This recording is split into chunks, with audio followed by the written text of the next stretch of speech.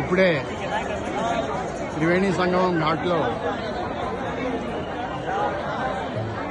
మాఘ పౌర్ణమి స్నానాన్ని ఆచరించడం జరిగింది. మహా కుంభమేళా సందర్భంగా ఇసుకేస్తే రాలనంత జనం మాఘ పౌర్ణమి సందర్భంగా త్రివేణి సంగమంలో స్నానాలను ఆచరిస్తున్నారు.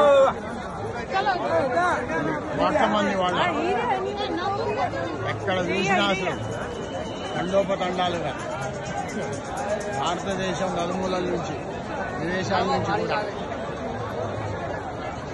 ఇక్కడ స్నానాలు కనిపించారు. ఇదే ఇక్కడ మనకి ముఖ్య త్రివేణి సంగమం.